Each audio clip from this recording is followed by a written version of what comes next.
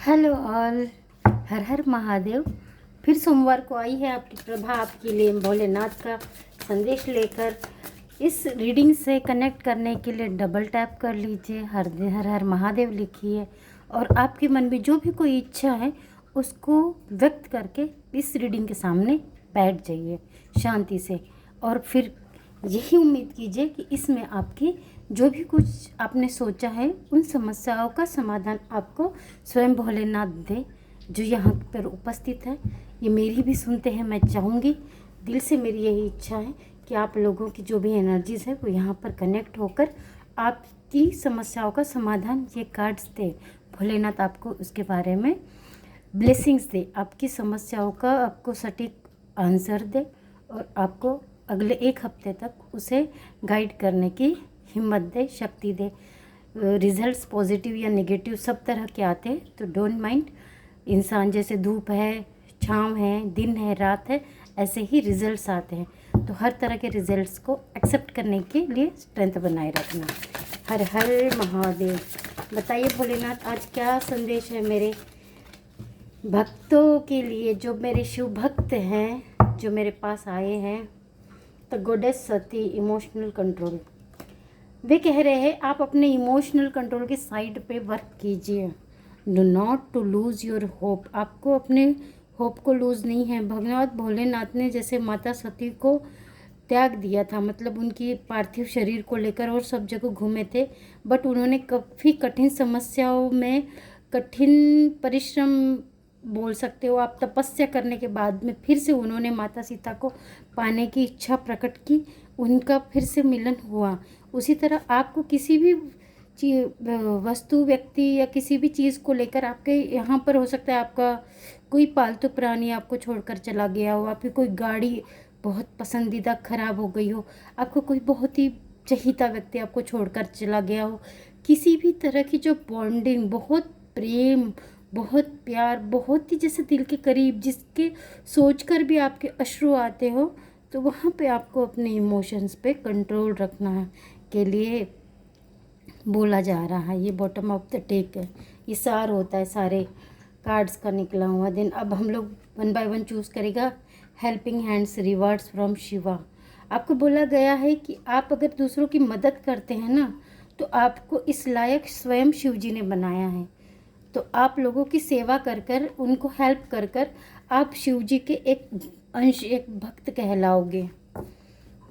तो आपको शिव जी के भक्त बनकर रहना है, ताकि लोग आपकी जो आपकी हेल्प है, जो भी आप किसी को भी करते हो, अभी जैसे गर्मी है, किसी के पास चप्पल नहीं है, धूप में चल रहे हैं, पानी नहीं पी पाते हैं, कई जगहों पर पानी के लिए परेशान होते हैं, उन्हें ठंडा जल देना, या कई लोग किसी भी जगह पे मटका या घड़ा भर कर रख दो। इस तरह की जो हेल्प होगी ना, जो आप करोगे लोगों के लिए। अब ये जेठ की गर्मी में बहुत सारे पशु पक्षी सब पानी से प्यासे होकर मर जाते, तो हेल्प तो किसी भी चीज़ की होती। रोटी, कपड़ा, मकान तो कोई किसी को नहीं देता, इतनी तो बहुत ज़्यादा लोगों की नहीं है, सब अपनी कैपेसिटी से करते। तो अपनी अपनी कैपेसिटी से आप लोगों की हेल्प करें, हेल्पिंग हैंड बने, आपको रिवार्ड्स मिलेगा शिव जी की तरफ से। ये स्वयं शिव जी कह रहे हैं, ठीक है। Then second, lord Ganesha embracing a fresh start. जहाँ कहीं भी आपके रुके हुए काम हैं, बिगड़ चुके हैं, नहीं हो पा रहा है, तो कोई बात नहीं है, अंत ही आरंभ है। नए काम का श्री गणेश कीजिए। गणपति बापा जो है वो स्वयं ही क्या कहते हैं, द बिगिनर, शुरुआत करते हैं। श्री गणेश इन्हीं से होता है, तो इससे वो खुद कह रहे हैं कि आप नया काम शुरू करो। Embrace the prosperous of fresh beginning. आपको नई शुरुआत करनी है अपने लाइफ में, बिना डरे, बिना झिझके, बिना किसी के दाब दबाव में आए अपनी लाइफ की नई शुरुआत कीजिए, सब अच्छा होगा। जय श्री गणेश। शुरू कीजिए काम, फतेह ही फतेह होगा। ये बोलते हैं हनुमान जी, क्या है, लॉर्ड हनुमान की तरह डेडिकेटेड रहिए अपने काम में। कर्म को पूजा बनाइए, कर्म आपकी खुद पूजा करने लग जाता है। अपने कर्म से पूजा कीजिए। Your work is your worship. अगर आप अपने कार्य से प्रेम करते हैं, आपको जीवन में कोई नहीं हरा सकता है। अच्छे लोगों की मदद कीजिए, सच्चे लोगों की मदद कीजिए और अपने आप को क्या कीजिए, प्रूफ कीजिए कि आप एक बहुत अच्छे और सच्चे ईमानदार भक्त भी हो और एक लॉयल कर्मठ कर्मचारी भी हो। यदि आप किसी भी संस्था में कहीं पर भी काम कर रहे हो तो आपको झुकना नहीं है, आपको अपने पैरों पे स्वयं खड़ा रहना है, उस चीज़ को इस लायक बनाना है कि आपको हर कोई सराहे। आप स्वयं से प्यार करो, काम आपसे प्यार करेगा, आपको काम का भी रिवार्ड मिलता है, बहुत सारे लोगों को मिलता है यदि आप काम के प्रति सजग है तो। Be dedicate like a Hanuman. Okay, then Bholenath ji बोल रहे बैंक पोलाइट। हमारे भोलेनाथ नाम में ही भोला लिखा हुआ है। भोलेनाथ कहते हैं मैंने विष का घुट पी लिया है तो आप मेरे भक्त हो, इसलिए शांत रहो। देखिए तितली से प्यार कर रहे हैं, सबसे प्यार कीजिए, बी पोलाइट। हमें किसी के साथ द्वेष घृणा भाव कुछ नहीं करना है। कोई आपको अगर कहता है ना कि तुम ऐसे हो वैसे हो, सुनो, एक मुट्ठी, कहते बंद मुट्ठी जो होती है ना लॉक की होती है, खुली तो खुली रह जाती है। तो आपको क्या करना है, अपना जो भी कुछ है वो शांत रह के ही, एक समय आता है ना तो आपका कार्य बोलेगा, आपको कुछ नहीं बोलना है, आपको सिर्फ अपना कर्म करते जाना है। कर्म को करते जाइए, देखिए क्या फल मिलता है। बाकी है ही, भोलेनाथ को सरेंडर कर दो, डिवाइन को। डिवाइन हर किसी की हेल्प करते हैं। डिस्ट्रॉयल मेजर चेंजेस, किसी किसी की लाइफ में बहुत बड़े मेजर चेंजेस आने वाले हैं। कुछ बहुत बुरा हुआ होगा, इतना बुरा कि जिसकी आपने कभी कल्पना भी नहीं की होगी, उसके बाद एक बड़ा चेंजेस आने वाला है। वो चेंजेस आप अपनी अपनी सिचुएशन के हिसाब से उसे ले लेना। आपकी सिचुएशन क्या है, किस तरह का प्रलय आया था, ये देखिए ये प्रलय है एक तरह से। घर परिवार में भूकंप आया होगा, किसी पुलिस केस में, झगड़े में, किसी मतलब किसी न किसी चीज़ का तो है जो आपके इर्द गिर्द मंडरा रहा है, भौकाल मंडरा रहा है आपके इर्द गिर्द। उस भौकाल के बाद में एक बहुत बड़ी सिचुएशन चेंज होने वाली है। आप बहुत बड़े ट्रैप से निकलने वाले हो। जिस ट्रैप में आप अटके थे, पता नहीं किस तरह का ट्रैप हो सकता है वो, आप उसको अपनी सिचुएशन के हिसाब से लीजिए। मैं 2-3 बातें बताती हूँ।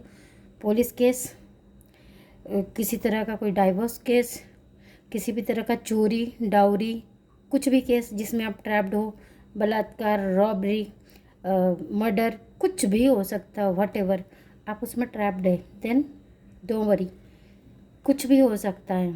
फैमिली लाइफ में भी या ऑफिशियली कम्युनिटीज़ में कुछ भी हो सकता है। डमरू, अगेन डमरू सेइंग इज चेंज,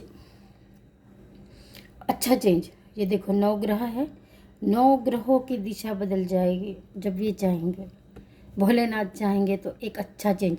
डिस्ट्रॉयर मतलब मेजर चेंजेस, डमरू चेंज, अच्छा चेंज आएगा, बहुत बढ़िया चेंज आएगा। जिसकी लाइफ में बुरे चेंजेस आ रहे हैं तो सोच लेना ये आपकी परीक्षा का टाइम है।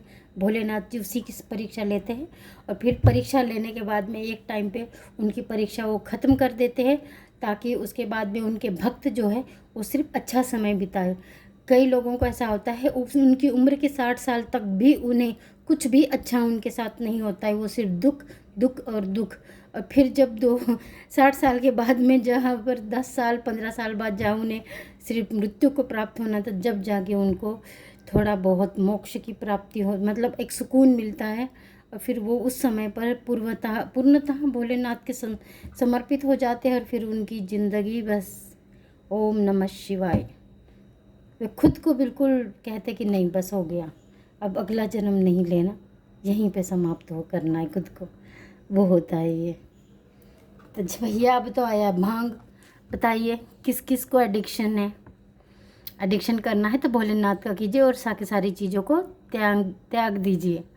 इस कार्ड का मतलब ये नहीं है कि आपको भांग पीनी है।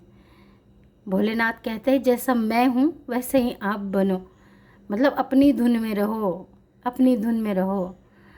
लोगों से, इससे उससे, दुनिया से फालतू कोई मतलब नहीं रखना है। एडिक्शन, धुन बनाओ, धुन, अपनी धुन में रहो, मेडिटेशन करो, अपने काम पर फोकस करो। एडिक्शन बनाओ, अपने काम का एडिक्शन करो। आप लोग में से कितने लोग हैं जो 10 मिनट 15 मिनट 20 मिनट ध्यान लगा सकते हैं, बताइए। हमारे भोलेनाथ कई महीनों सालों तक तपस्या में ध्यान में लीन रहते हैं। किसी में इतनी स्ट्रेटजी, इतनी क्षमता है, कोई कर सकता है ये काम, बताइए? नहीं कर सकते हैं ना। तो यही कह रहे हैं, ये इतना एडिक्शन अपने अंदर लाओ कि आप अपने काम पे प्रति सजग रहो और उसको नशा बनाओ, अपने वर्क को, अपने काम को बिल्कुल प्योर बन के रहो। ठीक है, तो प्रभा को इजाज़त दीजिए, बाय, टेक केयर। फिर मिलते हैं अगले मंडे, तब तक के लिए जय महाकाल।